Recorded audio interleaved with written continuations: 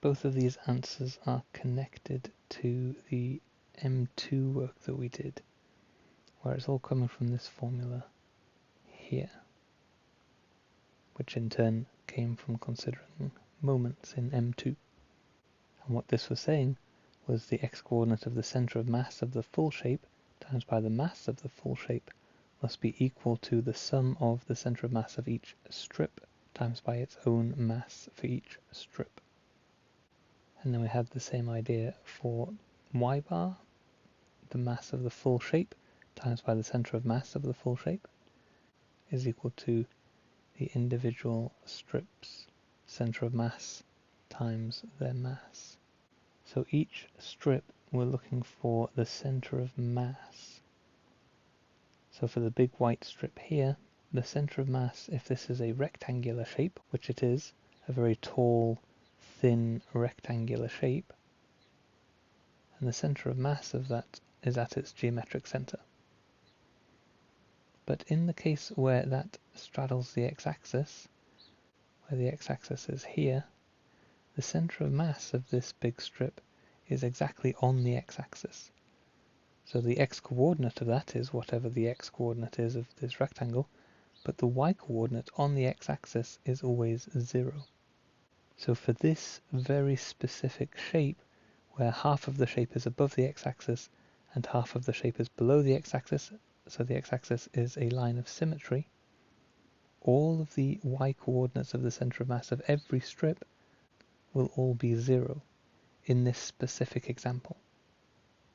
If all of these are going to be 0, then the entire right-hand side must be 0, which means y bar must be 0, because the total mass of the shape can't be 0. We can't have 0 mass here. And it's probably just as easy to think about this as a shape by itself. If you just took a semicircular shape, instinctively you would say the center of mass must lie along this line here, the line of symmetry. So the y-coordinate of the center of mass is straightforward in this case because there's a line of symmetry on the x-axis. The second question you had also connects with this idea here. So before I go onto that screen, let me just emphasize again that this is the x-coordinate of the center of mass of the full shape, and this part here, the summation of all the individual masses of each individual strip, is always going to give you the total mass of the shape.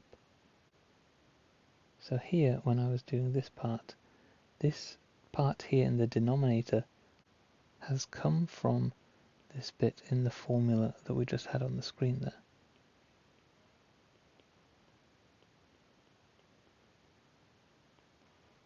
This bit here, the mass of the full shape, which for a plane laminar we can find by doing rho times the area of the shape, and for most shapes you won't know what the area is.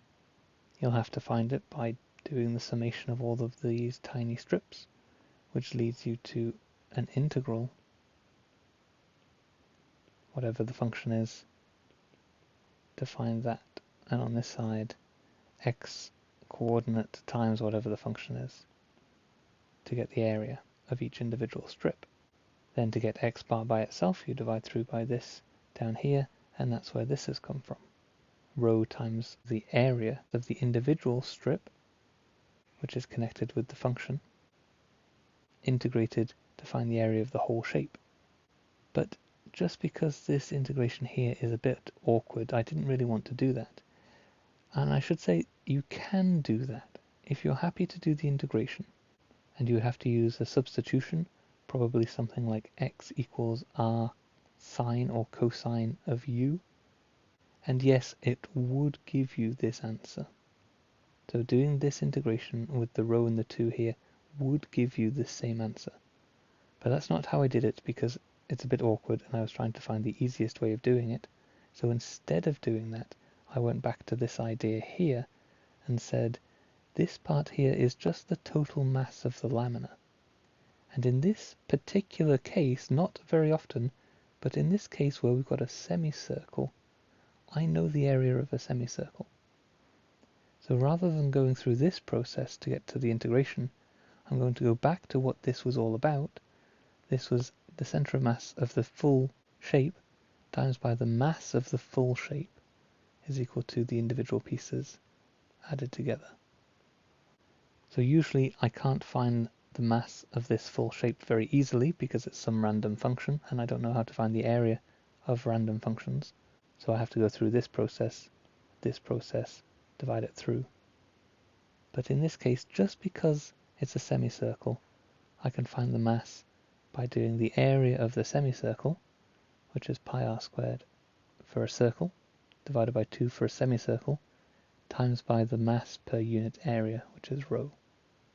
So although you could go this way, get to this integration, do a substitution, the substitution I would use is x is equal to r cosine u, and if you went through that process, you'd get the same answer, but in this case, because of the shape being a semicircle, it was just easier to go this way instead. However, doing it this way with this substitution would have given you the same answer, yes. In fact, to show that that's the case, let me do it here in blue very quickly. Actually, if I was doing this, I would use sine u instead of cos u. And then we have to differentiate that to deal with the dx here as a substitution. Dx, we get r cosine u du. So the integral becomes 0 to r with a 2 rho in front. R squared minus x squared, which is now r squared sine squared u, square rooted, times by dx, which is now r cosine u du. Then if you factorize out r squared here, you can square root r squared to give r, and you're left with 1 minus sine squared u. 1 minus sine squared u is cos squared u. The square root of cos squared u is just cos u. So this whole big mess of a square root just simplifies all the way down to r cos u. And then we still have r cos u from this part here, and a du. Then the r and the r is obviously r squared, but because that's not part of the integration, we can pull that out the front as a constant. Get 2 rho r squared, integral from 0 to r of cos squared u du. Integrating cos squared u, I would change that into a half plus a half cos 2u. So this becomes 2 rho r squared integral from 0 to r of a half plus a half cos 2u. And really all the way back up here when I substituted, I should have changed the limits as well. And if you go through that process, if you put 0 in here for x, u has to be 0. If you put r in here for x, divide through, you get 1, sine u must equal 1, so that becomes a pi by 2. 0 to pi by 2 for u instead of 0 to r in terms of x. Integrating this, I realize I'm going very quickly here. I just want to show that it is the same. I get u over 2 plus 1/4 sine of 2u from 0 to pi by 2.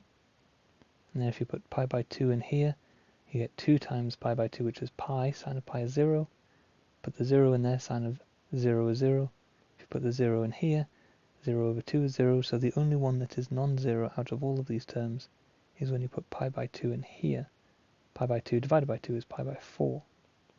So you get 2 rho r squared, and then all of that big bracket comes down to pi by 4. When you put the limits in, 2 cancels with the 4, and you end up with rho pi r squared over 2. I hope that you can see, recognizing this was a semicircle, giving you this for the area of a semicircle times rho was much easier than going through this process here to get the same answer. Although there's nothing stopping you from doing that, it will just take you a bit longer. I hope that has answered both of your questions. Let me know if there's still anything you're unsure about.